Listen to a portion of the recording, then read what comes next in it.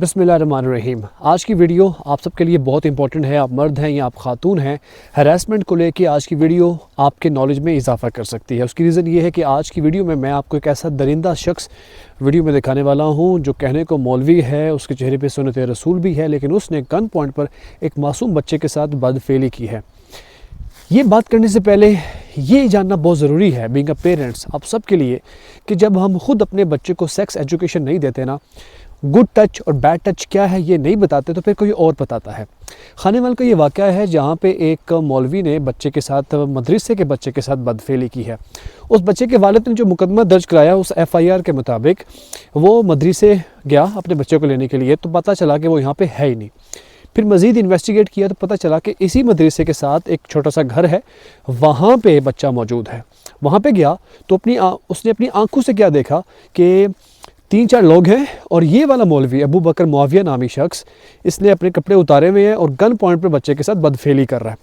जब बच्चे बाप को गुस्सा आया, वो आगे बढ़ा तो उसने गन उसकी तरफ कर दी कि जो इस तरफ आया मैं गोली मार दूंगा। Cut it shot. मुकदमा दर्ज हुआ, 5 से 6 दिन ये जेल में भी चला गया, ये दरिंदा सिफ्त मौलवी। उसके बाद क्या हुआ कि इसको प्रोटेक्शन देने के लिए इसकी बरादरी के बहुत सारे मौलवी वहाँ पे पहुँच गए जेल के अंदर। उसमें से एक नाम है इब्तिसाम इलाही मौलाना साहब। आमतौर पर ये हमें नज़र आते रहते हैं चैनल्स के ऊपर, बड़े बड़े वाज और बड़ी बड़ी तकरीरें करते हुए ख़वातीन के हकूक़ और इस्लाम और ये है मुआशरा वगैरह करते हुए नज़र आते हैं। लेकिन यहाँ पे बहुत बड़ा गुनाह हुआ और इसको बजाय पकड़ने के इन्होंने उसको प्रोटेक्शन दी। और फिर क्या किया इन्होंने जनाब, अल्लाह की रज़ा की खातिर माशाल्लाह काजी के सुलह सफाई करें, माफ़ करें, 2 बीघे मामला आगे ना बढ़ने दें। बेसिकली पाकिस्तान के अंदर जो गरीब होना है ना, वो सबसे बड़ा जुर्म है। उसका बाप बेचारा गरीब था, उसे डराया गया, धमकाया गया कि भाई बस करो, इस आगे नहीं बढ़ना वगैरह वगैरह, तुम्हारे साथ चलने वाला कोई नहीं होगा, हम ये कर देंगे वो कर देंगे। उसने बेचारे ने अपनी इज़्ज़त बचाने की खातिर उसने मामला ख़त्म कर दिया, रफा कर दिया, ये वो जेल से बाहर आ गया। अब मेरी बात का असल मकसद यहाँ से शुरू होता है।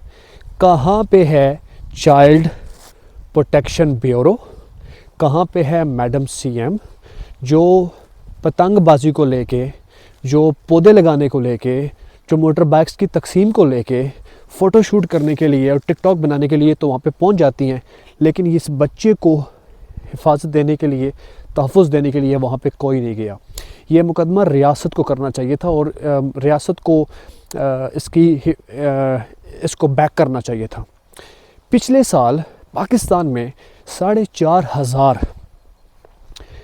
चाइल्ड अब्यूज़ के केस हुए, 4,500, और ये वो केसेस हैं जो रिपोर्ट हुए, जो पुलिस तक पहुँचे। पाकिस्तानी माशरा ऐसा है कि लोग अपनी इज़्ज़त को लेके माशरे के अंदर पुलिस तक जाते ही नहीं है, क्योंकि यार माशरे में लोग बातें करेंगे वगैरह वगैरह। तो उसका मतलब ये हुआ कि ये 4,500 से ज़्यादा हैं, 4,000, मोर देन 4,000। तो इसका मतलब ये हुआ कि पाकिस्तान का कोई भी इलाका महफूज नहीं है जहाँ पे बच्चों को लेके कुछ ना कुछ गड़बड़ चल रही होती है। अब बात करते हैं कि इनके साथ ज़्यादती कर कौन रहा है। मौलवी। अक्सर मौलवी ही हमारे सामने ये क्यों आते हैं कहने को, जनाब इनके चेहरे पे सुन्नत रसूल भी है, ये वाज भी करते हैं, तबलीगें करते हैं, ये जनाज़ों पे पहुंच के बड़ी बड़ी तकरीरें करते हैं, नात ख़्वानी के मुकाबले में जनाब अपनी आवाज़ की जादू जगाते हैं, पैसे वहाँ से भी कमाते हैं, लेकिन ये गंद करने के लिए भी यही आगे होते हैं, पेश होते हैं। मेरा भी ये सवाल है कि इनकी अपनी बीवियाँ कहाँ पे होती हैं? क्या वो इस काबिल नहीं है कि वो इनकी बेड पे जाके इनकी प्यास बुझा सकें? इन बेगैरतों और जलीलों को मासूम बच्चे मिलते हैं। मसला ये है कि हमारे मुल्क के अंदर सज़ा नहीं है, सज़ा नहीं है, तभी तो आज हमारा मुल्क का वज़ीर-ए-आज़म कौन है जिसके ऊपर करप्शन के केसेस हैं? वो वज़ीर-ए-आज़म है। 10% के नाम से बंदा एक मशहूर है पूरी दुनिया में, उस पर मज़मून लिखे जाते हैं, वो हमारा सदर है। तो फिर भाई बच्चों की ज़्यादती साथ ज़्यादती तो होंगी। 1979 स्वीडन की बात करने लगूँ मैं भी आपसे साथ। 1989 के अंदर स्वीडन के अंदर ये कानून बना बच्चों की प्रोटेक्शन को लेके, और उसके अंदर उन्होंने ये भी शिकायत की कि अगर पेरेंट्स भी बच्चे को मारेंगे भी तो वो भी अब्यूज़ में आएगा। ठीक है, अब यहाँ पे बच्चों को पेरेंट्स भी हाथ नहीं लगा सकते। अच्छी बात है या बुरी बात है, इस पे फिर किसी और वीडियो में बात करेंगे। लेकिन अगर वो बच्चे को मारते हैं, बच्चा कंप्लेन करता है, तो मिनिमम 6 महीने की कैद की सज़ा यहाँ के सिस्टम में मौजूद है, इवन पेरेंट्स के लिए। अब इमेजिन करें कि अगर कोई और शख्स उसके साथ ज़्यादती करता है बच्चे के साथ तो क्या होगा। इसके लिए उन्होंने क्या कहा कि 18 साल से कम उम्र के लड़का लड़की के साथ शादी हो ही नहीं सकती, बैन।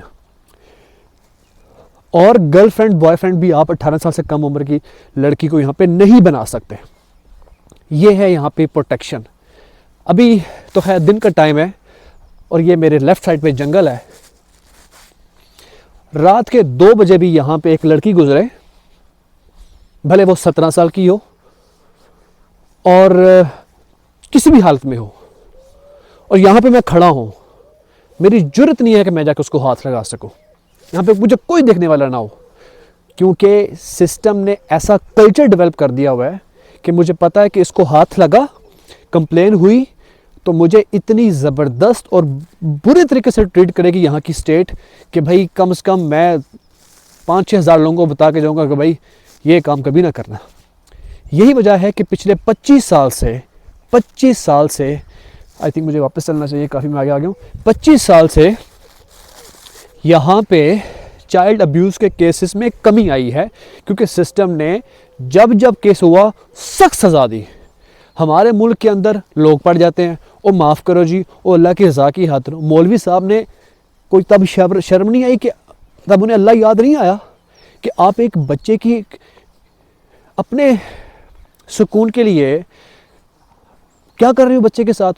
ज़हनी टॉर्चर होता रहता बच्चा जब तक वो जवान नहीं होता, उसके पेरेंट्स के साथ क्या गुजरती है, लेकिन कोई नहीं है। अब मेरा सवाल ये बनता है कि बच्चे यूरोप में महफूज हैं या पाकिस्तान जैसे इस्लामी जमहूरिया पाकिस्तान में महफूज हैं। ज़ैनब का वाक़या हुआ था ना, ठीक है, वो एक वाक़या है जिसकी हमने सज़ा देखी है। भाईजान यहाँ पे हर रोज़ कई वाक़यात हो रहे हैं, लेकिन लोग डर के मारे बात नहीं करते। यहाँ पे बच्चा गली से बाहर निकला, 100 दरिंदों की उसके ऊपर नज़र होती है।